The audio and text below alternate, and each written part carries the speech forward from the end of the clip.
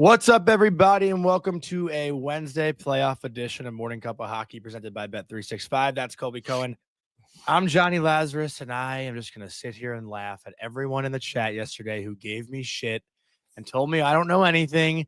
And don't you think this would have been better to let me say nice things about you going 4-for-4 yesterday rather than you having to do it? No, it's unnatural when you compliment me, so I'd rather just laugh at them myself. But oh my God, man, Leafs fans, you must feel fucking horrible. Minnesota Wild fans, I genuinely feel bad for you. LA Kings fans, I don't even know what you can possibly think right now. That is like the biggest what a 180 joke LA Kings are in emotion. And honestly, as much as I want to shit on Devils fans, I give that team a lot of credit. They fought to the very end when all the odds were against them. I mean, I counted them out once Jack got hurt. Did they fight till the very end? Would they have two shots? They were outmanned and outnumbered. They had a tough task. Like, is that one of the most lopsided overtimes you've ever seen in your entire life? So my best friend's family are all Devils fans, and I FaceTimed his two little brothers last night. I knew they were watching, and I asked them if they were even having fun watching overtime, and they're like, "This is actually kind of miserable. Like, just take us out of our misery, you know." Couldn't get the puck. Yeah, I mean, listen, the fan base that I feel the worst for, though, after last night is Minnesota. Like, we'll get into that a little bit later. We'll start with Leafs Sens. And I did receive a text last night from a certain NHL player that said, dragging them back to Ottawa. You guys can all take a guess as to who that was. But the Sens are fired up, and we got a great game to look ahead to now Thursday. The longer that series plays out, the more fun it is for us. Vic was crying all night last night. I watched the Leafs after dark. Him and Zach were going off. And the Leafs fans, Vic said the craziest thing this morning. He said, I don't even care if they win this series. We gave up on them after last night's game. Like that to me is crazy. That's why Leafs fans are what they are. But Colby, I've spoken a lot here. How you feeling this morning? People are not reacting well in Toronto. I mean, looking around social media, the jersey burning, memes, everybody jumping off the bandwagon. I still think the Toronto Maple Leafs will win the series, but it is hard not to look at the fact that this core group of humans is 1-13 in closeout games. You can dive deeper into that. You can pick it apart to fit your narrative, to go against your narrative. I mean, there's plenty of ways you can look at it, but the reality is, how poorly did Austin Matthews play last night? How poorly did Willie Nylander play last night? Yeah. You now are in a situation where who's going to start game 6 in goal? I didn't think Stolarz played bad. I didn't think so either. You're not putting it on Stolarz, but you know, it's hard not to look at the fact that, and I'm trying to scroll to it in our conversation. Of course, I just scrolled way past it, but you know, Stolar's numbers in the last 2 games are sub 800, and he's just, I mean, again, he's not letting in bad goals, but he's not coming up with the ones that he shouldn't. The other also thing give Omar credit for last night too. Like Omar has not played that well in this series. Like last night, he played a pretty stellar game. I mean, obviously a shutout as well, but well, the other thing I wanted to hit really quickly was the Ekblad suspension. That reverse angle, it's even worse than I thought. 1,000 times worse. Yeah. I mean, again, we thought that's kind of what we were gonna see, but we couldn't tell until we saw this reverse angle. I mean, this is, and honestly, the reason that to me it's not the same as the one that Draisaitl had on Barkov is A, he wound up, and B, you know, there's there's a retribution angle here based on who it was. So, you know, that was 2 game worthy. I would have said 4 if I saw that before. They're not giving you 4. And here's the other thing I would say, though, if I saw that before. If the Ekblad thing doesn't happen, I think Mikkola gets 1 game for his. I think they let Mikkola off with a fine because they knew what they were going to do with Ekblad. Yeah. That's my opinion. That shouldn't be the case, but I think that's part of what happened.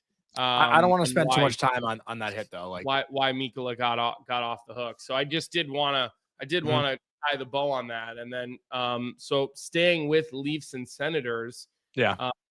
Tell you what, it's not a good look that turnover by Austin Matthews and then the back check or the non-back check by Nylander. Maybe that's why this team doesn't close out. I mean, look, very, very difficult to end another team season. I mean, even like it's just hard to do. Okay, human nature, but that's effort. That's effort and execution. I mean, that is a play by Austin Matthews, who's supposed to be one of the best in the world. That is an unacceptable pass on the power play. And then Nylander just doesn't give you the effort getting all the way back to his net. It's just that's lack of effort and that's lack of execution. Yeah, but also, listen, I think the Leafs had plenty of chances early in that game. Like I think to the Matthews 2-on-1, when do you see Austin Matthews come down on 2-on-1 and miss the net completely wide? Like, I think that was in the second period, scoreless game. And Colby, the first goal of that game, we talked about it. We've talked about it since game 1 of the playoffs. It's a face-off win. Mitch Marner gets picked by Claude Giroux. I believe it was Claude Giroux. And Jake Sanderson makes a great play walking to the middle and or was it Shabbat? I think it was Shabbat. Shabbat makes a great play walking to the middle and lets one rip from the point. And, off of a clean face-off win, the Ottawa Senators score the first goal of that game. And then the doubt starts to creep in for Toronto. That's where it all creeps in. When something doesn't go your way after you get a chance or you get 2 chances, 3 chances, the puck doesn't go in. That's when the doubt starts to creep in as a player, I feel like. Yeah, I mean, and I still think the whole move of taking the C from John Tavares and giving it to Matthews, well, it didn't make sense to me then. I know Matthews is technically your best player, but that doesn't necessarily mean you're the leader. It doesn't necessarily mean you're the guy that is driving the bus. And it just looked like a lack of leadership to me last night. I mean, but again, having said all of that, I still have a lot of confidence that Toronto wins the series. I really do. Well, let's get into that because we're going to do our Ninja Crispy Hot Take a little bit earlier in the show today than we usually do. So it's time now for the Crispy Hot Take presented by the Ninja Crispy 4-in-1 portable glass air fryer. Meet the first of its kind, the Ninja Crispy portable cooking system. The power of a full-sized air fryer in the palm of your hand. So you can cook big or small batches. Just prep it, crisp it, serve it, and store it all in one. It's an all-in-one system that includes a 4-quart, 6-cup Tupperware glass container and 2 storage lids. The Ninja Crispy is thermal shock resistant and can go from frozen to crispy in minutes with the Crispy Power Pod. You get the power of a full-size air fryer in the palm of your hands. The 4-quart container fits 4 pounds of chicken or veggies, and you can cook a personal-sized meal in 7 minutes in the 6-cup container with Max Crisp, bake, air fry, and re-crisp. With the Ninja Crispy, you can prep, cook, and store anything from crispy favorites to one-dish meals. So visit their website in the link in the description and stay tuned for a chance to win a free Ninja Crispy for one of our lucky fans. And today's Ninja Crispy Hot Take comes from our producer, Vic himself. He said it last night on Leafs After Dark. The Maple Leafs gave the C to the wrong guy. I think Vic is now implying, and a lot of Leafs fans are implying, that Matthew Knies is the guy that should be wearing the C in Toronto. And with the way that guy plays, it's like his second or third year in. Oh my God, Vic. It's never going to happen. That's dumb. Never going to happen. Vic is talking. Oh man, Vic is full of. Vic says Leafs fans aren't crazy. He said he's not a crazy Leafs fan. Vic is full of stupid things to say today. Okay, I mean that is. Vic, Vic saying I made that up. Vic, I watched the show. You said they gave it to the wrong guy from Arizona. Zach said we gave it to the wrong guy from Arizona. I'll go find. First of all, you said it. First of all, second of all, I said, when do you give it to Matthew Knies? I didn't say give it to him last year. What the fuck? Sorry. All right, get off. Okay, so little clarification because I was gonna say that was viewing back there right now. that was. I mean, I'll put that up there, maybe higher than the whole. Well, it doesn't even matter if the Leafs win in 6 now. We're done with this team. Like, give me a break, okay? Yeah. Give me a break. Yeah. It just you gotta hope at this point. The way that the team has been built in Toronto, the way that the decor has been built with Carlo and, all the additions over the last couple of years, McCabe and Carlo and Ekman Larson, like you just have to hope there's enough veterans there that can pull their pants up and because I saw the quotes coming out of the game after the game. We're fine. We're not worried. Whatever. Yeah. Like, listen, it is still. What are they supposed to say? Yeah. What are they supposed to say? But it's still 3-2. Like, yeah. Do we really think Toronto's going to lose 3 in a row in this series to Ottawa? I mean, listen, obviously anything can happen. Yeah. But I don't see it happening. I think there's no way Toronto wins Game 6. I think this is bound for a Game 7. Yeah, you think so for sure. Is that the hockey gods talking, or you just think they're going to come out and it's going to be another performance where we're spending a lot of time shitting on shitting on the Leafs because I mean, listen, that's always entertaining, but yeah, I got to give some credit to the Ottawa Senators too. I mean, look at the one big play that stood out to me, like when Lorentz had that opportunity on that sort of 2-on-1, and then Pinto just comes back at full speed. He gets under his stick, boom, like takes away a golden opportunity. Now Lorentz has to protect that puck, and if it's a goal scorer, you probably feel that pressure, but that's the difference, right? Look at Nylander's back check. Look at Pinto's back check. Pretty glaringly different. Yeah. Especially when you line them up with the outcomes. Yeah. Shane said he didn't get one ozone start last night too. He was just literally all D last night. And I see the Locked On Senators guys in our chat right now. I love their stuff. They do an incredible job covering the Sens, Pilsy and Ross. So shout out to those guys. I know they're fired up for Game 6.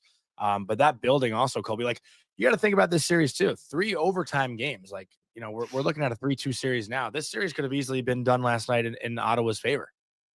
Like this is a much closer series. I'm not going to go that far. I'm not going to go that far. Like a win's a win in the playoffs. So like, I'm not going to go down that road, but the last 2 games for Ottawa, Pinto's played 21-38, 24-07. Mm-hmm. No forward played more than him last night. Yeah, he was great on the defensive side of the puck too. And listen, I've loved watching Jake Sanderson play. Like the way that guy walks the blue line, it's almost as pretty as any other defenseman in the league. I got to be honest, I was not so familiar with his game prior to 4 Nations. But Sanderson has been one of those guys to me that's like had an explosion of a first round. Does he have a little by the way, that is true, New York Marine. I was up until the final buzzer last night. The group, because we were, our group chat was going. And then once the game ends, it's not like you fall asleep within 5 minutes. So you're right. It was uncharacteristically late night, which is why you're getting some of the, as I'm speaking, some of the geez, you good, dude? Does Sanderson have a little Shea Theodore in him with how good he moves laterally, like how smooth and how good he moves better lateral? I think he moves better than Theodore. You think he moves better laterally than Shea Theodore? Yeah, I do. I don't know about that. I'm not. We're not talking about linear. We're not talking about skating up and down the ice. No, I know what lateral means. Laterally moving across the blue line. I don't know about that, buddy. I don't. Shea Theodore is about as smooth and silky across the blue line as anybody else is. I think Quinn's the best. Quinn and Kale. Well, I was just going to say after Quinn and Kale that I think just do it a little bit differently than everybody else. And then there's Roman Josi and there's Sanderson and there's Theodore and, there's kind of a group of players there. So, wow, I'm surprised to hear you say that. Do you watch Shea Theodore play ever? Yes, I'm aware of Shea. Yeah, I'm aware of Shea Theodore's games. I'm just curious. So you see this series now pushing to 7 games. Who are you starting in goal now in Game 6? I mean, I'm still going with Stolarz. When is the next game? You're going to throw Joseph Wall into the CTC in that kind of atmosphere in his first game in the series? I'm sticking with Stolarz. Saturday night, Thursday night, 7 p.m. So they got the earliest puck drop on Thursday. You're sticking with Stolarz, huh? Sticking with Stolarz, yeah. Okay. He's been good. I agree. He wasn't bad, but he's now lost 2 in a row, back to back. He's playing more than he's ever played ever. The workload is building, and my problem here is what happens if they lose Game 6? Are you going back to Stolarz again? Well, we don't know. I mean, we don't know how he's. But how does I'm that just game saying, go? God forbid you lose that game, and now all of a sudden, are you going to stick with him through Game 7? And it's not that he's not capable. It's just it's a load it's a load thing for him. He has never experienced this. Yeah, but he's playing good. He's playing fine. Yeah, but they're not winning. It's like they got shut out last night. You're gonna put that on the goalie? I'm just telling you, they're not winning games. You split all year. Okay, now you went to one guy. You've now lost back-to-back games. You think you're not having these conversations? Well, you are. You have to. I think you got to change something up. I mean, so we'll see what happens there. But I know the Toronto media and I know the Toronto fan base is going to be talking about it. Zach, I saw you in the chat. Sharma, I don't know if I've seen you in here yet today, but are you guys going Stolarz, or are you giving Woll an opportunity to come in Game 6 and get him into the series? You sound like you wanted to say something, Johnny. No. I'm monitoring the chat right now. Listen, I think you stick with Stolarz. Jeremiah's joking, saying I think you bench Marner and Matthews. But listen, I think Ottawa right now, you're going to see the most confident game they've played come Game 6. I think that's going to be we talk about weathering the storm on the road in the first period. That's what that's going to be pure domination, I think, for Ottawa in that first 20 minutes of that game come Thursday night. Mm-hmm. Well, look, the Ottawa Senators are playing with house money, right? Like you're playing with house money when you get into the playoffs for the first time in forever.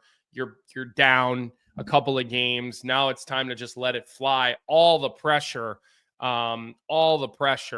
is on the Toronto Maple Leafs. So, hey, listen,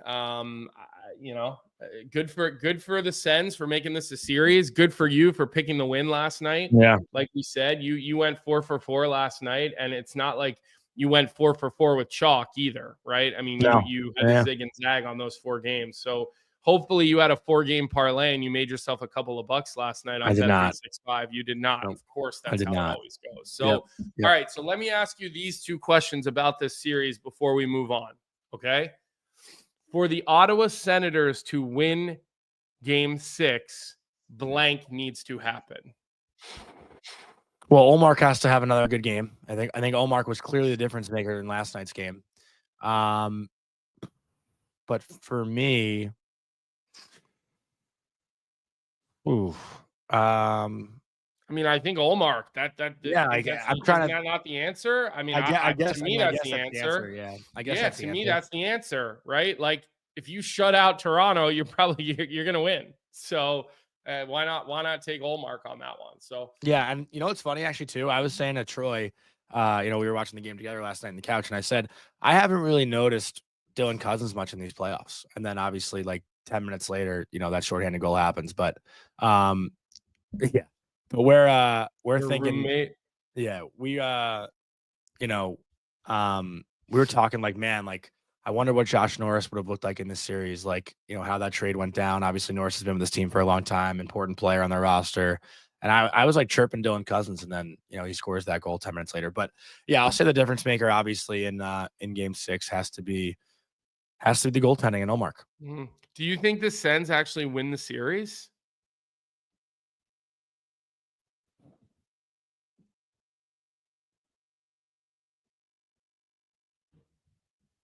Oh my God. I don't want to say yes because like that's like clickbaity shit, but like I'm leaning more yes than no. I'm saying 51-49 yes. Okay. So you're now favoring the Ottawa Senators down 3-2 in the series. So okay. Hey, listen, Jay Lewis. I think if Ullmark gets hot in 7. If Ullmark gets hot right now, like I don't know, man. Okay. All right. No, listen, hey, you were 4 for 4 last night, so you might as well ride that little hot streak. And see how it rolls. Wait, so before we move on even getting it to a game 7 is a win for me. Wait, what? Like, just if the Sens are able to force a game 7, I think that's just a win. That'd be the fucking craziest game. You say a bunch of decent things to start the first 20 minutes of the show, and then you say something so stupid like that. Before we go to the next couple of series, I already saw this in the chat. I think Jay might have said it in the chat. So it was a sarcastic remark about if Tampa loses tonight, will John Cooper be fired? I also saw some tweets yesterday. Frank did not come on our show yesterday and said John Cooper is going to be fired. He said it's a conversation that you got to have.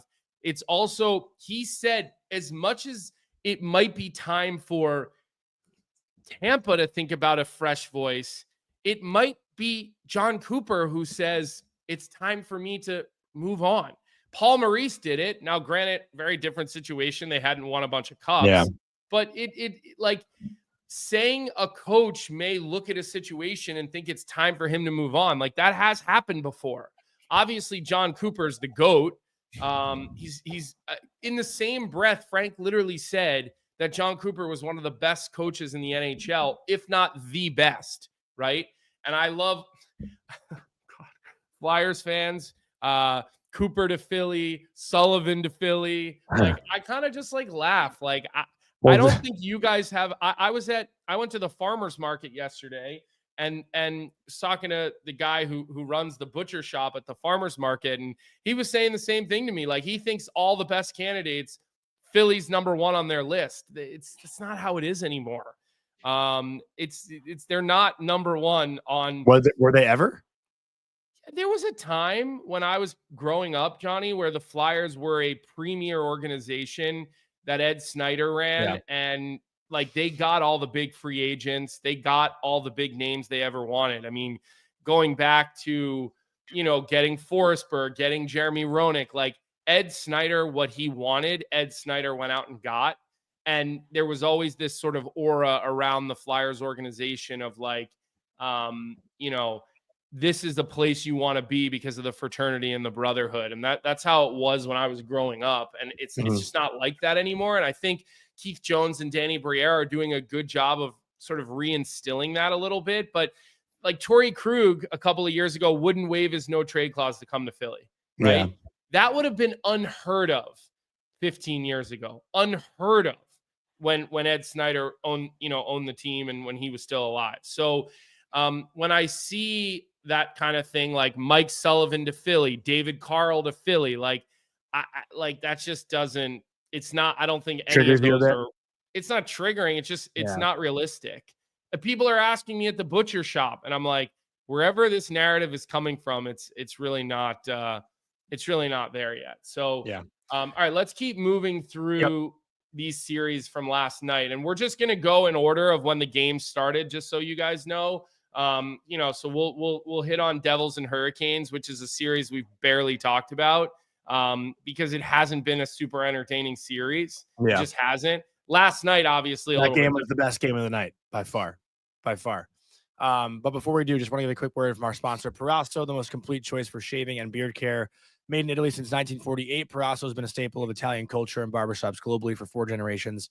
So get 15% off at Proraso-USA.com with our promo code Hockey15 in all caps, Hockey15. The Devils take a 3-0 lead in the first, look pretty dominant, and then the game just totally flips on its head. I mean, Carolina came out in the second period, looked like a completely different team. Jordan Stahl even said in the postgame, we expected this game to be a little bit easier. We didn't take it, maybe as seriously as we should have. I saw some comments like, take the C off his jersey. A captain should never say we expected it to be easy, but they had the Devils down and out. They did. Did Johnny just say game 6 is a must win for the Leafs? No, I did not say that. I said game 5 was a must win for the Leafs because I heard that on Empty Netters. But Carolina, listen, at home, they're one of the best home teams in the entire NHL in the playoffs. That building is insanely loud every single postseason. The Devils, I actually said I should live bet the Canes down 3-0, but I didn't end up doing it. But Kochetkov looked horrible at the start. They kept him in. He fought through the entire game. Andrei Svechnikov, a strong game. Jackson Blake, a great individual effort on the second goal of the game. The Canes power play comes up big. Aho, obviously in overtime. I believe he had 2, actually. I think he had the tying power play goal as well. But this Carolina Hurricanes team, they're gonna give Washington, I assume, is gonna move on from Montreal. They're gonna give Washington a good fight in the next round. I don't think that's gonna be a series where Washington just breezes over the Canes. But this series was what we thought it would be. We both had the Canes in 5, and with all the injuries the Devils faced, they never really stood a chance. Should we have a second here to talk about Taylor Hall and how well he's played? Because honestly, I think when that whole trade happened, everybody just looked at Taylor Hall as a contract that Chicago is just looking to basically get rid of. He was kind of just a throw-in to the deal. And I was guilty of that too, by the way. Like, I didn't give Taylor Hall nearly the respect factor in the trade that he probably deserved.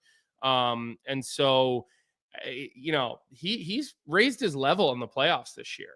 And there has been a conscious effort from Taylor Hall to, play 200 feet and, to continue to kind of fit into a system where he's just been all around in the last couple of years. And nobody plays as rigid of a structure as Carolina does. And so you got to give him credit. You really do. You got to give him credit for, at this stage of his career, digging a little bit deep, getting overlooked as part of a trade.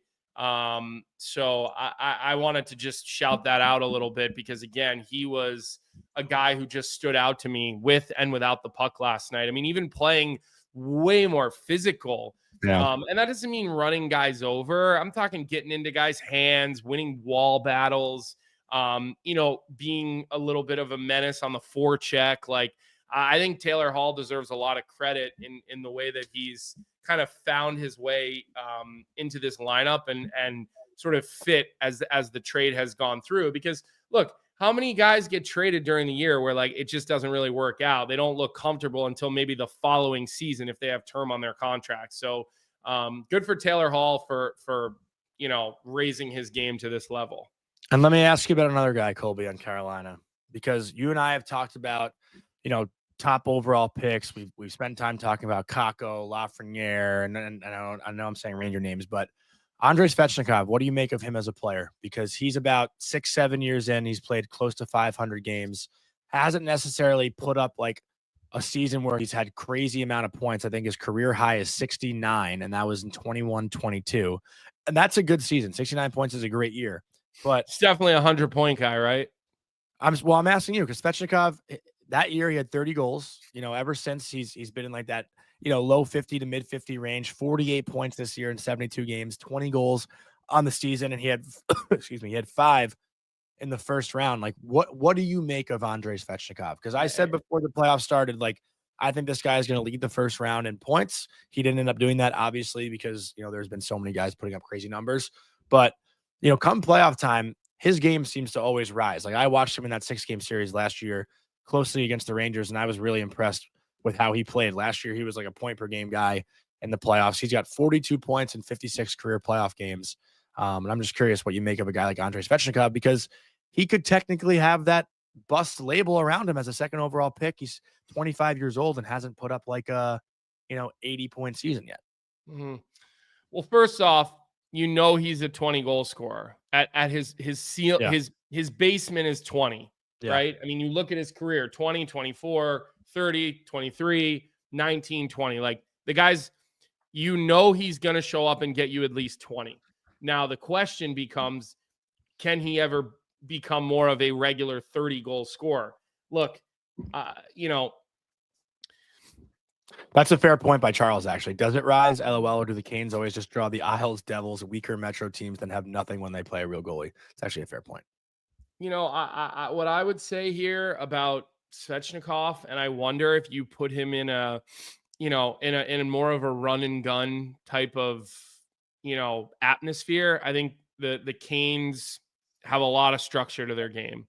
And maybe if you kind of put him with Edmonton, or you put him with one of these teams that just gets up and down the ice and plays a lot more east-west. I mean, there's not a lot of east-west in the way that the Carolina Hurricanes play, right? You don't see that so often. You don't see a ton of high offensive zone action. You don't see a lot of interchanges high up, between the two defensemen. They like to get pucks behind the net. They like to, make plays direct towards the net. They like to play in more straight lines. And so, I don't know, maybe you see him, if he was to ever play somewhere else, maybe he becomes that 30-goal scorer. But well, he had 30 once, but just once.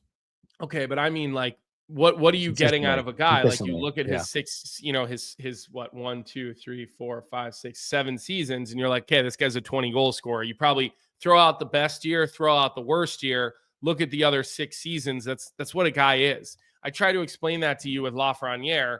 When you look at a guy who's played 5 seasons, throw out their best, throw out their worst, right? Like, he's probably somewhere in between.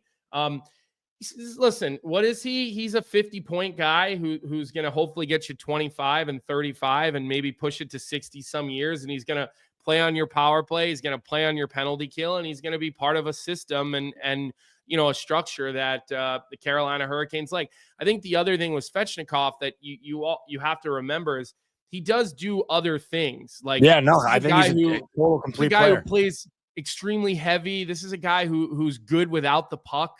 He's responsible in the way that he stays above the puck. Doesn't shy away from physicality either. He's not a floater. He's not a passenger or a perimeter type of player. Like, I do think, again, you get into the playoffs and, like, you got to be willing to go into those hard and dirty areas. But I don't look at Svechnikov as a bust. I think he brings a lot to the game when he's not necessarily scoring. Which kind of rounds out his offering as a player. And I don't know what his, I'll look it up as we're talking about him, but I don't know what his contract is as far as dollars and cents goes, but I'm here right now. Like, he makes 7.75, like, for 25 goals, maybe 20 to 25 goals and 55, 60 points. Like, that checks out, and next year, his modified no trade clause kicks in for the 1, 2, 3 for the remaining 4 years, which is a 10-team list.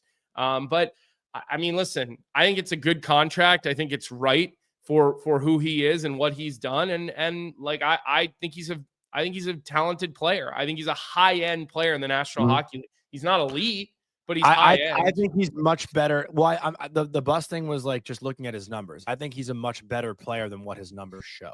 Like, that was the whole point of why I brought his name up, because I think people look at him and expect more. Yet come playoff time, I think he's consistently he's been the Canes' best player in almost every postseason I've watched Carolina play in. Yeah, and I see this comment. Believe it or not, I compare Svechnikov situation similar to Chris Kreider in many ways. Physically built, 20-goal scorer, a lot of potential. Yeah, like, Svechnikov might go He's off. so much more skilled than Kreider, though. Yeah, he's so much for more sure. skilled. Better skater, better skill. But he might have a 40-goal season, but that'll be the outlier. He's going to be a 20 to 25 goal guy probably most of his career. That's just probably the reality of the situation. So, yeah, it's a fair question, but when you look at his contract, you look at his production, I don't have any issues with it. Like, and you think about what he brings on the penalty kill, you think about what he, those other intangibles.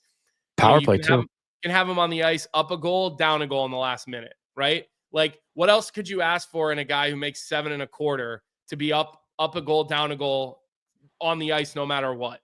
I think that's a pretty good thing. And yes, Jeremiah Kreider does have a 50-goal season. He had 52 and 21-22, but that was the outlier. Yeah, that's the outlier. Before that, he had never scored 30.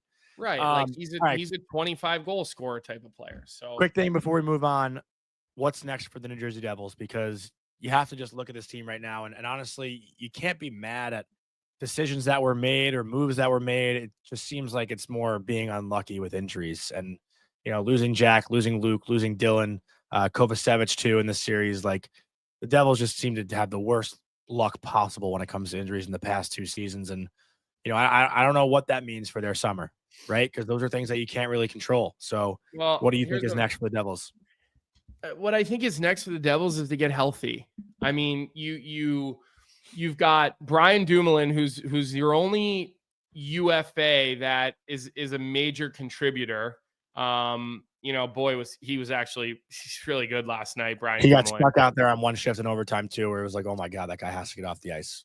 Tartar and Bastien are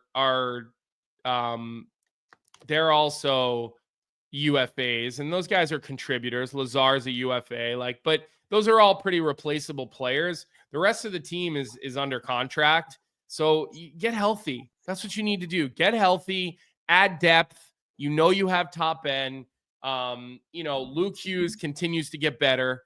Quinn Hughes is going to be on your team in a couple of years. So kind of start planning for that. Seamus Casey's going to be a stud. He really is. I like Seamus Casey. I'm not fully sold on Nemec, but man, I like Seamus. I thought he Casey. had a good playoff. Yeah, I thought he was better, but he was really good last night, I thought. Yeah, he was involved. There's no doubt. He looked a lot more confident. I was going to say, he made one play last night where he kind of walked the blue line, went down to the goal line, and typically I think a player of his age would have panicked with the puck, but he was so calm. I think he walked it back up, made a really good offensive play. But Simon Nemec was a player that I thought each game got better and better and better, and that's obviously huge for his development going forward. Well, guys like him, the more they have the puck on their stick, and the better they're going to feel. Guys like him and Seamus Casey, even though they're young, the puck is their friend, so they feel so much better when it's on their stick, which is why those guys have both done well when thrown in. So listen, get healthy. You're going to have Nemec at 900,000 on your back end next year. You're going to have Seamus Casey at 950,000. Luke Hughes is due for a new contract, so that'll be interesting to see what he gets. Do they try to give him one of these contracts of let's get him locked up for 8 years at $6-7 million? Basically pay him a little more maybe than he could have, than he would get, but try to make it so you have a bargain on the back end. I mean, that's probably the route. Try to get him locked up for 8 years before Luke Hughes's value gets to what I think it will be. Right. Mm-hmm. I think Luke Hughes ends up being a, $9-10 million defenseman. Remember, the cap is going up when I say that, by the way, guys. So don't start comparing him to current $9-10 million defensemen, because those Adam Fox's $9.5 million was signed years ago. Charlie McAvoy's was signed years ago. So don't play that game with me right now. But I think if you could get him signed, Luke Hughes, $8 million, 8 years, $7 million a year, that would be really team friendly, in my opinion. What do you think about that? I think he's going to be in the 8 million range. Already? You think already? In the 8 million range, but would a 7x8 be reasonable for Luke Hughes? Yeah. Why? But the team's gonna push for 8. It's gonna be a give and take. If the team only. Yeah, well, why wouldn't you want to get him locked up? I think Jack got an 8. I think Jack got an 8x8, right? What did Jack get? Yeah, but I mean, listen, Luke's played 2 seasons, 47 points and 44 points. Yeah, he played a full 82 last year. Pretty productive. Give credit where credit's due. Those are pretty productive seasons. And yeah, like Marco says in the chat, if you're buying his free agent years, the AAV goes up. And if it's lower, then it could go Jack down. got 8x8. We'll see. Yeah, we'll see. Maybe that's true. Maybe he just gets the same as his brother. And like I said, that would be really, really team friendly, in my opinion, because I think he becomes a $10-11 million defenseman at some point for that team. So, all right, let's keep moving on to the next series, Johnny, unless you want to say anything else about it. And let's go to that Golden Knights Wild series. That was a turn of events at the end of that game, huh? Yeah, but before we do, I just want to give a quick word from a sponsor, Budweiser, because Budweiser is encouraging buds to make time for playoffs, not excuses. Every goal, every check, every win is better enjoyed with your buds. So phone a bud, text a bud, ping a bud, and call out their excuses for bailing on the playoffs. After all, the playoffs are the most wonderful time of the year, so make them count. When it's springtime, it's go time. And listen, I was watching that game last night. Obviously, I took the Vegas Golden Knights. Ryan Hartman makes that incredible play, a power move, using his body to protect the puck, going around Aiden Hill, and actually made a weird play where he made a kicking motion, but after he had already made contact with the puck and it was going in. So it's kind of one of those weird things. Like, he did have intent to kick the puck. Like, if you watch it right here, again, a great move, but I don't know why Pietrangelo kind of lets him get. Well, hold on a back. second. What? Did you see what happened between Pietrangelo and Barbashev on the play? Pietrangelo is defending the 2-on-1. What are you talking about? Well, but no. So you missed Vic, it. play it again. You missed this. Pietrangelo was communicating with Barbashev, and he points to him. Watch. Right here. Oh, he's saying that's your guy, right? And he's then thinking, okay, like, sure, could Pietrangelo have held his ground a little bit better? Mhm. But when you're the back defenseman and you're telling him you're going to him, and then Pietrangelo's thinking, okay, who's the next most dangerous player on the ice? And you start to shade your body position towards that guy, so yeah, could Pietrangelo have played it a little bit better? But Barbashev was the one who kind of got a little stuck when he started crossing over. He gets a little bit stuck there, and he kind of loses that track on Hartman, but it doesn't matter anyway, right? I mean, this was they looked at it for the kicking motion, and then while they're doing that, the Vegas team is looking at great view right here, the reviews, and I mean, it was a pretty quick and easy review. Like, it was offsides. And I saw Frank's tweet about how, I was just gonna read that. Like, this wasn't what offsides reviews were intended for, but this is exactly what it was intended for. This is exactly what they were intended for. This was a series-altering goal. Like, if the rule is offsides, then why the hell wouldn't we go to video review and call it? That doesn't make any sense to me. I agree. I couldn't believe this one came back. Like, again, I've said it like a million times. I feel like on this show, nobody has it worse than Minnesota sports fans. They are like competitive every year, but are never good enough to actually win. And last night, you think, oh my God, they're going to pull off this game and go home up 3-2 in this series when nobody was giving them a fighting chance. And then sure as shit, there's no kick, but then they look at it again and it's offside. And then come overtime, Brett Howden is the one who gets the game winner. But Matt Boldy and Kirill Kaprizov again. Yeah, but not the story last night. The story was Jack Eichel. Yeah, saying, finally showing up in the I'm series. Jack Eichel. Hey, like that first goal of the game where he continues to hold the puck. He's got a guy draped all over him to make that play to William Karlsson. Are you kidding me? Mhm. Like, that was big time Jack Eichel last night.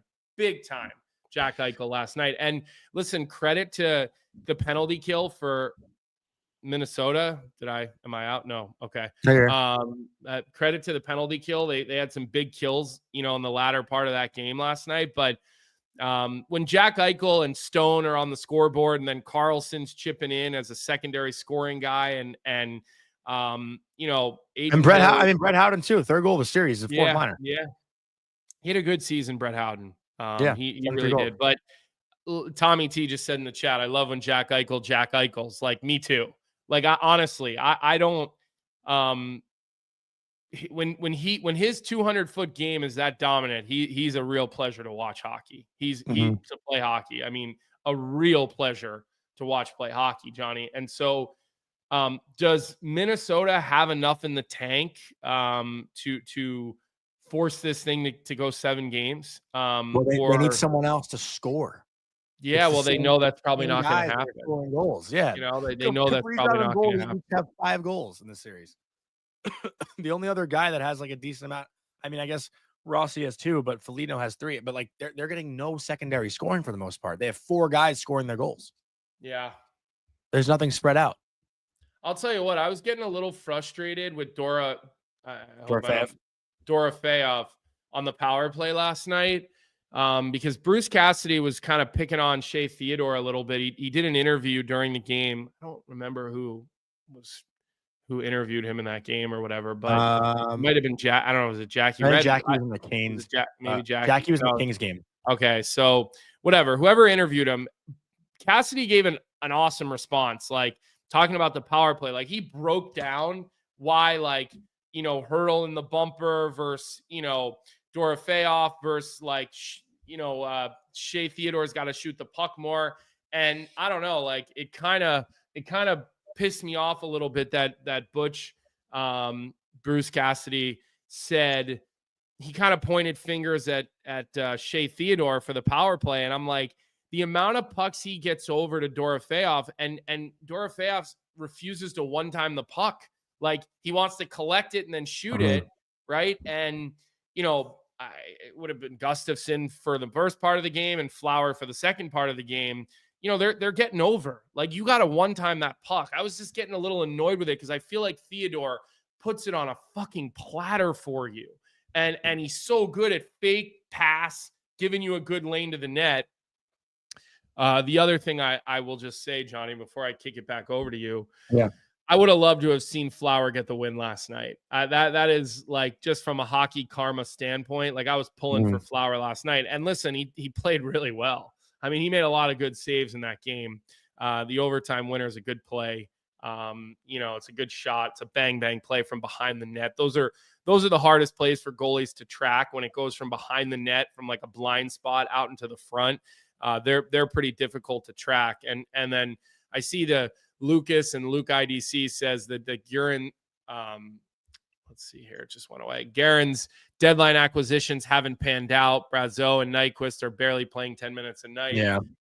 Listen, but at least that line's like chipping in, scoring goals. Like, yeah, you bring those guys in for depth. You're not really expecting craziness out of them. And look, Bill Guerin his clock starts this summer, in my opinion. Like, Bill Guerin finally gets the handcuffs off this summer. Now, a lot of that money is going to go to Kaprizov. We know that, but the cap is also going up. You're freeing a bunch of money up. You got Faber on a very team-friendly contract. So you're not worried about him.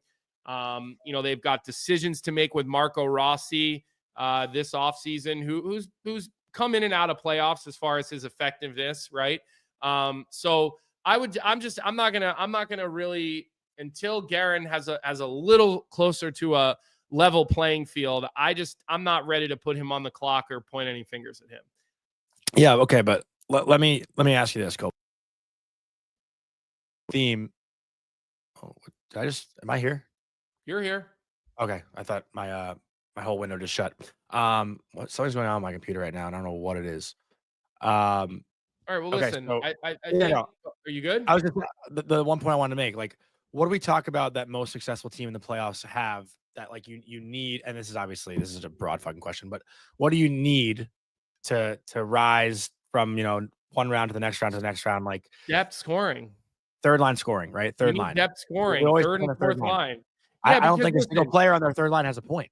You live and die with your first line, and you live and die with your superstars, right? But if you don't have depth scoring, the nights where your superstars don't get on the board, you won't get through 4 rounds of the playoffs. There's no, and look, contributions don't necessarily have to be on the score sheet. You can have a dominant fourth line or a, I go back to 2011 with the Merlot line and just the contributions that they made, putting teams back on their heel, messing up line matchups, penalty kill moments. Like, you just have to have a lot of depth. You really do. You have to have a lot of depth. And that's just, it's hard. Like, for Minnesota, when what do they have, $14-15 million in dead cap space? How the hell are you going to sign depth? Where are you going to get depth? You can't. But that was the point I was going to make. Their third line doesn't have a single point. Yeah, Freddie Gaudreau, Gustav Nyquist, and Vinny Nostroza, not one. That's a huge difference. Like, yeah, like the Florida Panthers third line, like they're difference makers. Yeah. Mm-hmm. Oh well, I mean, listen, you have Marshy on the third line. Well, yeah, but that's the difference. People are asking in the chat if we addressed the rollerblade fall yet. Puck Talk CS wants to know. First off, whoever tagged me in that, thank you, because I would not have seen that. I'm not, like, especially during the middle of the day when both my children are not napping, I do not get to see Twitter as nearly as often. Yeah, like, so you live to tell the story, Johnny, right? Yeah, I mean, it wasn't that crazy. It was just super embarrassing. Like, I was at the corner of a street and the light was like on stop, and then it turned to like the walking sign, and I took a step, toe picked, and fell like basically face first into the ground, and everyone was like, "Oh my god, are you okay?" And I was Where like, were you? Like on 31st and Madison, like right in the heart of the city, basically. Wow, so it's not like you're not cruising down the West Side Highway. Well, I usually cruise down the West Side Highway, then I go through Hudson Yards, and then kind of back down 3rd Avenue to my apartment. So I was by 31st and Madison, like making my way over to 3rd Avenue. And yeah, I took a toe pick and went down, and I just sat there smiling, and I was like, "Holy shit, that's so embarrassing!" Because people were like, just like thumbs up, like, "You okay?" Because I had my headphones in. But yeah, I've never actually, like, the amount of times that I rollerblade, and apparently David Roth, loyal listener to our show, says rollerblading is not what it's called. It's roller skating or something. He chirped me about calling it rollerblading. Oh yeah, you know what? I saw that, David, and I was a little. David always gives me a hard time. But wait, so he's saying it used to be called rollerblading and now it's called roller skating? 80s, I guess. I'm gonna find the tweet because it was hilarious. I thought it used to be called roller skating and now it's called rollerblading. That's what I thought. So David said you should be embarrassed for calling it rollerblading. You weren't even swinging in your daddy's nutsack in the 80s. But I thought back in the day you called it roller skating and now it's called rollerblading. That was my impression. I didn't even know there was a difference. We used to go to the Villanova Skating Center when we were kids, which doesn't exist anymore. And most people would have roller skates. They wouldn't have rollerblades. Like I don't know the difference. Most people would be on those. You don't know what roller skates are? Are roller skates like the quad of the 4 wheels, basically? Yeah, like they're like, yeah. Oh my God, you don't actually. I didn't know there was like a significant. I didn't know this was like an argument ever. It's not an argument. I guess it would be more like figure skates versus hockey skates because the brake is in the front. Yeah, that makes sense. Hold on, I'm seeing if I can get a picture, so maybe Vic can put it in the chat here. Yeah, here we go. All right, listen, Vic. Yeah, like even Justin Starks, skates have 4 wheels, bud. Like, what is that? They all have 4. They both have 4 wheels. What the fuck does that mean? Yeah, I'm not a big. When I lived in Chicago, we had this great trail that kind of went through kind of one of the neighborhoods that we lived in, and it had a nice cushy thing on the side. So I would take Oliver and I would rollerblade. Actually, sometimes I'd have Sloan in the baby carrier, and I'd have Oliver's leash, and he would run next to me, and we would do that. But we haven't done that since we moved here. If that's fired up right now, that's the pair you find online, Vic.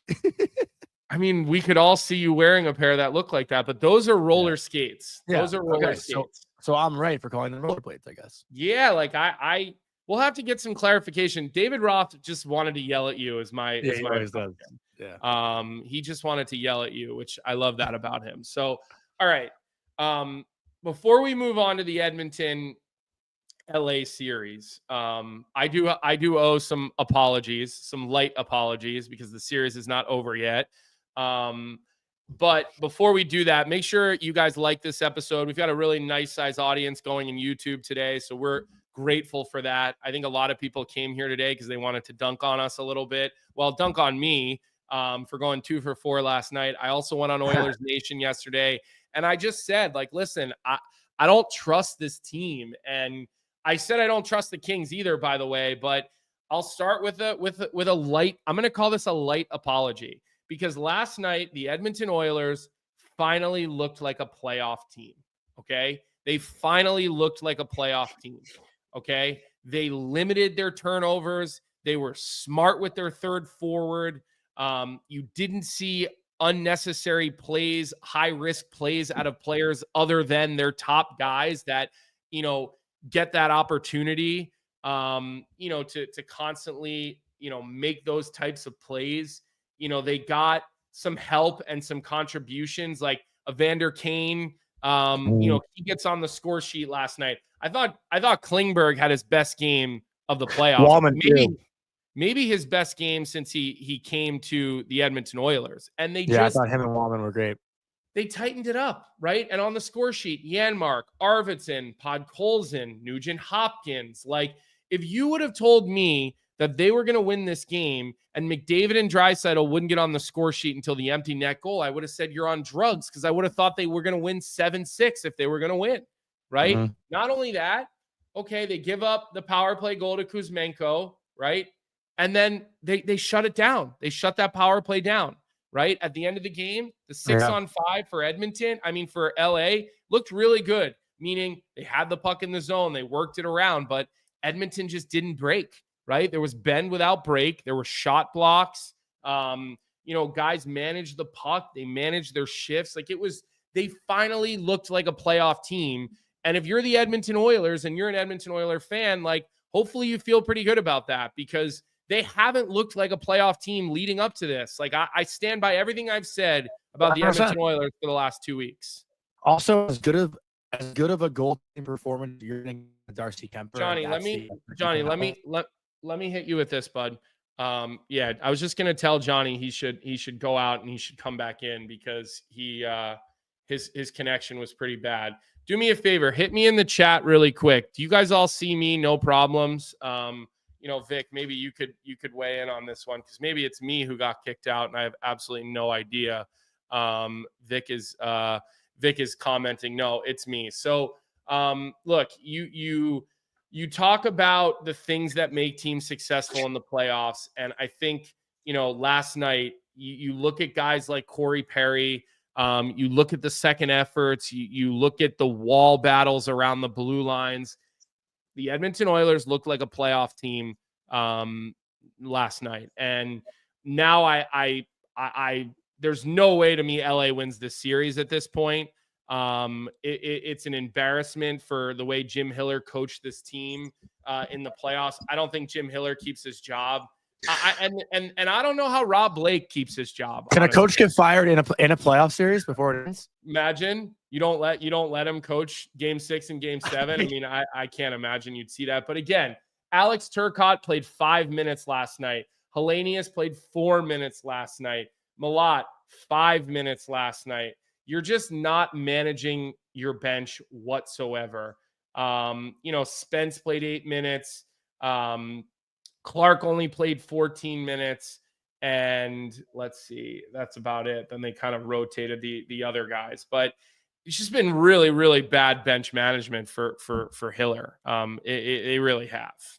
And I don't know if you caught what I said before I got booted out, but they also wasted an incredible goaltending performance from Darcy Kemper. Probably his best of the playoffs, right? And that's the effort they come out with. You had a the first 10 minutes of 9:56 that game, they got completely outskated.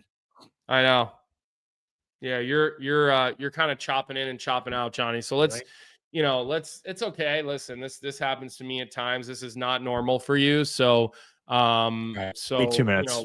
We'll kind of keep pushing through here. But look, and there goes Johnny again. Am I confident that the Edmonton Oilers are gonna go make a run now? No, you can't play one good game out of the first 5 in the playoffs where you really truly look like a playoff team, and now all of a sudden we're going to say, hey, you look like a team that could win this series and then maybe go beat Vegas. But look, if Edmonton plays that way, it certainly changes the way that you talk about them. It certainly changes the way you feel about them, and it gives them an opportunity, because they do have the big dogs, and they are going to hopefully continue to get a little bit of help from those guys at the bottom. When you see Arvidsson on the score sheet, and Henrique is entering the game, and Corey Perry, give him a lot of credit. I think they said on the broadcast last night, Corey Perry is top 15 all time in games played in the playoffs. He's nearing somewhere between 280 and 300 playoff games. I think they said that last night. Jeremiah, I'm sure you could go on and fact check me on that one. So and see if I heard that correctly or if I didn't hear that correctly, because there were times last night where that game was on HLN Network, which I didn't even know what HLN Network was. That was kind of funny, honestly. I was thinking of Outdoor Life Network and what that used to mean. Vic, why don't you put me just in the middle of the screen here too? I know we're kind of waiting for Johnny to come back. I don't know if we can even do that. Let me go to the chat here really quick. New York for Life asked me this question, and of course now it just goes away. Colby, if Edmonton wins the series, does Pickard become the starting goalie, or do they go back to Skinner in the second round? That's a good question. I think you're probably going to stay with if they win in 6, then I don't see how you can take Calvin Pickard out because you just won 4 straight games with him, even with a couple of days off. But I don't think it's the last you've seen of Skinner. Like, I mean, unless you've decided that you're kind of done about Skinner, you're done with Skinner, moving forward. I don't know how you handle that situation, but I do think if they win this in 6 and Pickard wins 4 games in a row, I don't see how you start game 1 in the second round with anybody else. I mean, that is, that would be bizarre to me, to say the least. Johnny, you are back now. I don't know if you're and you look clear too. I'm reading the chat, so I'm kind of assuming that you're talking about if the Oilers lose game 6, who starts in net. No. He asked if the Oilers win the series, do you stay with Pickard or do you go back to Skinner in the second round? And I said, you really can't go away from Pickard at this point. I think for game 1, maybe you give Stu just a chance. Even if he wins 4 in a row in round 1. I think it's a chance. Listen, if you start a series down 1-0, you're not out of it. So I think it's worth the risk. It's worth the risk of giving Stuart Skinner a chance to redeem himself and find his confidence again. Like, why not, right? The other comment in the chat from Ice Clubs, Colby, did you see my tweet about the Wild PK being super compact? I was hoping I would check it out and tell me if they were doing the right thing or not. There's more than one way to kill. And I think with John Hines, he's always relied on willingness to block shots. I mean, I had John Hines as a coach at the U.S. National Development Team, so I've known Hinesy since I'm 16 years old. Shot blocking has always been so big. I mean, literally at that age, we were practicing shot blocks with tennis balls and learning different techniques on stick extended and shot blocks. So I think he, especially with that Vegas power play that has 3 guys up top, when they play that diamond penalty kill, you kind of have to stay in straight lines and be a little bit more compact, and you have to rely on guys flexing out on the corners of the diamonds to block shots.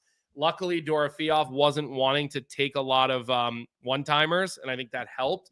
But, I think you'll see a little bit of that with their penalty kill, and then at times that forward that comes out to the top will try to kind of wedge down, and they'll try to kind of make the flank guy a little bit isolated on the power play. Those are kind of different looks that I've seen Minnesota use on their penalty kill throughout the year. I was just going to say there was some breaking news just a second ago because you talked about him. You talked about him earlier in the show. Taylor Hall just signed an extension in Carolina. Oh, wow. Doesn't say how long or for how much. The Hurricanes just tweeted Halsey's here to stay. Wow. Okay. So no details on that yet. I'm sure Frank will have that shortly, but the Canes just tweeted that a minute ago. Yeah, good for him. Nice. You like to see a guy get rewarded who came in and did a nice job. So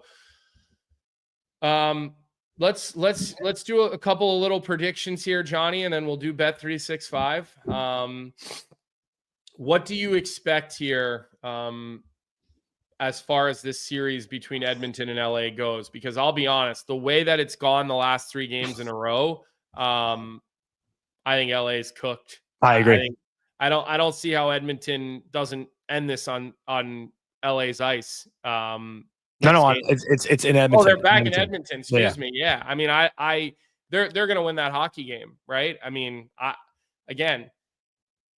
LA unless Pickard has a disaster of a game, which I don't see happening. And he hasn't. I don't see that happening.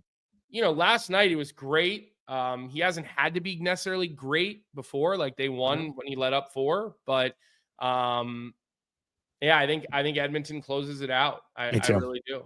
Me too. What do you think is going to happen with the Panthers and the Lightning tonight? I think Tampa wins tonight, and again, like that one's been the hardest series to predict. And I have 2 friends, Brian Rubin and Jordan Todd, who give me shit because I always bet against the Panthers. And every single game the Panthers win, they send me a text like, "When are you going to learn? When are you going to learn?" So I don't know if they're listening right now, but I'm taking Tampa tonight. I think that series extends, especially no Ekblad again, right? What does that mean for Seth Jones now tonight? Listen, Seth Jones had more minutes last game anyway, but you're right. It does. But still though, it puts more pressure on the bottom guys in that lineup. It definitely makes you shrink your bench a little bit quicker. I think Tampa gets this to 6 as well. I do. I think the Panthers will close it out and make it a 4-2 series win. But I do think the Lightning will stand up tonight and at least continue to push the series along. What about Montreal and Washington back in Washington tonight. Over. What's your Done. feel? I need Done. over. Done. Got it. Capitals win tonight. I know we said, and we talked about it last night with the Leafs, and I'm pretty sure we talked about it in last year's playoffs a lot, that teams that were up 3-1 with a chance to close it out at home didn't do it. Like, it happened a lot in last year's playoffs. I want to find, I don't know how to find that stat. Maybe I'll text my buddy Jazz with TNT. He always finds that stuff. But I don't think Washington and Montreal are the case. To me, Washington's still a much better team than Montreal, and they're a mature team. I think they close it out at home tonight. Got it. Okay. There's no Colorado, no Dallas tonight. We've got 3 games. Yep. You're not going to ask about the last one? What? You're not going to ask about the last one? Jeremiah said, I'd feel much better if Laz picked the Habs. Just saying, well, I'm 4 for 4 from last night. So I forgot. Yeah, there is another game that I didn't ask you about. Jets Blues. St. Louis wins tonight. In Winnipeg. St. Louis wins. Home team has held serve, but you think that breaks? I think that breaks tonight. I do. I feel good about the St. Louis Blues. I think they've held their own in both games in Winnipeg, and we might as well get into Bet 365 because that's going to be actually the bet of the night is taking the St. Louis Blues on the road. So if you want to get in on the action for Stanley Cup playoffs at Bet 365, they've got you from game props, player props, totals, and the money line. You can even bet on futures like series winners, conference champions, and the Stanley Cup champions, and much, much more. Whatever your bet is, it's never ordinary at Bet 365. So download the app and get in on the game. An official partner of the Stanley Cup playoffs. You must be 19 or older. Good value on the Blues. Plus 150 tonight to take a 3-2 series lead and bring it back to St. Louis up 3-2. I like the St. Louis Blues tonight to get that win. All right. I think Hellebuck has a bounce back. I think they hold serve on home ice, and I think this series continues to move along and ping pong its way through. Anything else, Johnny? Anything else you want to get off your chest? Oh, look, 3 years at 3.167 for Taylor Hall. Wow, good for him. Yeah. What was he making right now? I'll look. I got it. Taylor Hall was making. Oh, he's making $6 million. Wow. Yeah. But I think for Taylor Hall, I think you look at it as an opportunity to stay somewhere now for the next 3 years. He's 33. He'll play 3 more years here. He'll be 36. We'll be interested to see if he got any no movement clauses, or trade protection type of stuff. So, I think guys at that stage of their career value years. Taylor Hall's made a shit ton of money, right? Obviously, I mean, look, you can never have too much, but I think getting the 3rd year was probably big for him. He probably could have got $4 million if he wanted to take a 2-year deal. I bet you they said, we'll give you, 2 years at 4, or we'll give you 3 at 3.25, or whatever it is, like 3.1, whatever. Good for him. Good for him. So, I think that's all we have for today, Johnny. Like we said, 3 games tonight. We'll definitely have some guests with us tomorrow. I don't know if we want to have a guest to preview Thursday night's games tomorrow, or if we want to have a guest to go over what happened last night. Maybe if Montreal does find a way to win this game, maybe we check in and see if Eric Engels wants to come on. If the Lightning win, maybe we check in with Goldie and see if he wants to come on. Mm-hmm. Obviously we could always check in with Ken Wiebe and the Jets. I think Vic recommended someone for the Blues as well. Pat was around the Blues on Sunday. He's been following that series. Yeah. So we'll talk about that throughout the day, kind of moves along here, and we'll figure out who's best suited to come on. So, with that, let's make sure that everybody likes this episode on their way out the door. We did huge numbers on YouTube yesterday. I think over 4,000 people watched the show on YouTube alone yesterday. I think it was, I don't know, like 10 to 15,000 somewhere in there on Twitter yesterday as well.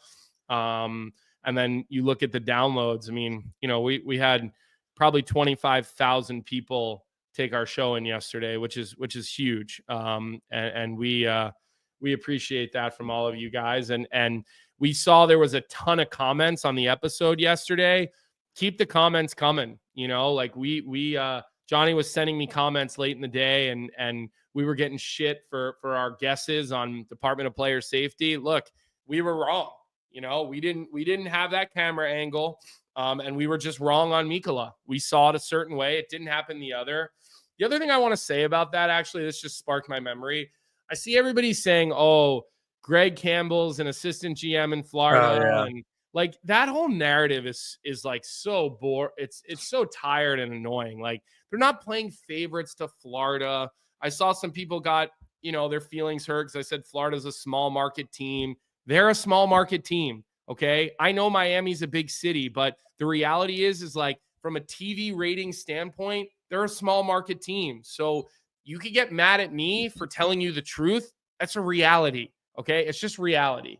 But the whole narrative of like Florida's such a dirty team, like it's the playoffs. You want to win, you got to play dirty. Okay. Now there's a line that you don't want to cross, and Ekblad crossed it. So what's Ekblad going to do? He's going to sit out for the next 2 games, right? The punishment fit the crime. But I don't like look at Florida. I'm like, oh, they're so dirty. They're so despicable, blah, blah, blah. Like there's always moments that happen in these games, Johnny, that will get under my skin. And I feel like that's too far. That's too dirty. But like, if you want to win a Stanley Cup, you gotta be willing to fucking get dirty. You gotta be willing to be dirty. You gotta be willing, you know, to take a cheap shot, give a cheap shot. It's just a fucking greasy sport when it comes to this time of year. Max Pacioretty said it. You gotta be willing to fucking die on the ice some nights. You really do. And obviously, we're not talking about death, okay? Like actually, but like it signifies what you have to be willing to sacrifice to win this time of year. And so, you know, I just been seeing that everywhere, and I'm just like rolling my eyes at it. I mean, listen, you know me, Colby. I'm more of the fan than you are, and as a fan, I fucking hate the Panthers. Like I hate when the Rangers have to play them. I hate, you know, like, listen, they're a team that you kind of love to hate, though. Like as someone who works in hockey, being around the Panthers, I love those guys. I love their media team. I love everything about that organization. They are the kindest people that there are to work with in the NHL. But watching that team play, they piss me off, as they should. That's what winning does. People hate teams that win. Yeah, so like I don't stop watching them. I'm not like that. Like I don't have a team. Yeah, because you don't have a team. Like, dude, like watching the Rangers and Panthers in a 6-game series. By the end of it, I fucking hated the Panthers as a Ranger fan. But like, you know, you got to take that hat off sometimes and also respect it. Like, would I want my team to play like that? Of course. I wish the Rangers played like the Panthers. Who wouldn't want their team to play like the Panthers? That's why everyone fears them. Yeah. They don't back down from anything.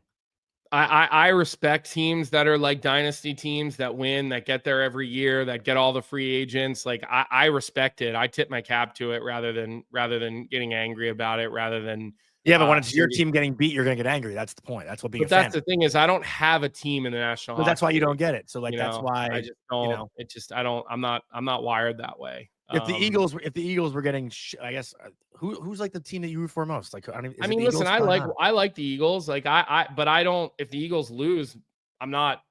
My day isn't ruined. My you know when I have friends that you know commit to like these crazy tailgates every Sunday in the freezing cold, and like they're like, you want to come to the game today? And I'm like, nah, I'm just gonna watch at home. Like I just don't. I don't have that gene, I guess. Like, I don't know. Did you when you were younger? Yeah, when I was a little kid, like I love. You like hated growing up or no? Scott Stevens because he killed the Flyers. You know, go. Scott Stevens, Patrick Elias, Marty Brodeur. Yeah, like I hated the Devils when I was a kid because they beat up on the Flyers. But I kind of grew out of that, you know, and I just don't. I don't know. Like I usually can just tip my cap to the other team. Listen, I just watched. Western Michigan, 5 feet away from me, completely dismantle BU. You know what I mean? And at the end of the day, people are texting me and they're like, I'm sorry BU lost. And I'm like, don't be sorry BU lost. Like Western Michigan just was better. They just played better. They deserve to win more. Like, I'm not going to get emotional about it. So, by the way, do you like my new Outwest half zip? Yeah, it's nice. I like how the logo is on the arm, by the way. This fabric, man, I just like live in this fabric, especially this time of year when it's a little chilly in the mornings. Like I know we don't have an Out West promo to do chilly. today. It's scorching hot. Yeah, but in the mornings when I'm up Yeah. at 6 o'clock in the morning and like I go outside with the dogs or like whatever, like there's still a little chill in the air in the morning. And I also don't live smack in the middle of the city. I live in the suburbs, so a little bit chillier out here. But that's what we got for today, Johnny. Make sure you like the episode on the way out. Make sure you subscribe to the Daily Faceoff YouTube channel. Now we're up over 27,100. So couple hundred new subscribers here in the last couple of days since we started talking about this stuff. And we are appreciative of that. Like the episode, subscribe, comment on the episode. That's always big. Daily Face Off live here in 2 hours. Well, hour and 45 minutes. I'm going to sneeze. Hold on one sec. Go ahead. I don't really know what to say here. This is your sneeze. spot. I thought maybe you could just help me out there, but I didn't. This is your spot. So it's all good. And the sheet will be at 3:00 today. We saw Zach in the chat today, so make sure you check out our other 2 shows. Make sure you're dialed into Leafs Morning Take today on Leafs Nation at 11. I'm sure Nick Alberga's probably going to be super logical today. I'm sure. My guess is Jay Rosehill will be the logical one on that show. And then, I'm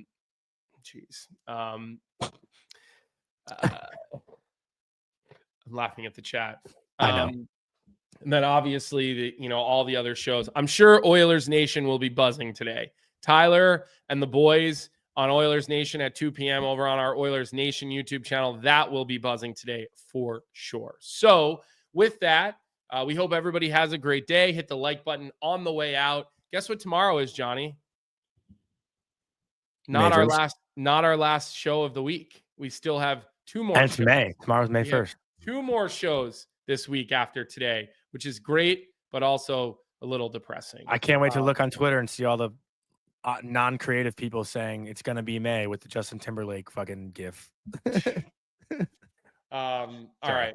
Have a good day, Johnny. Have a good day, chat. You guys were buzzing a little bit today. A lot of funny comments in the chat today, so we're grateful for that. And we will see everybody, as we always do, right back here 9 a.m. tomorrow. Have a good day, everyone.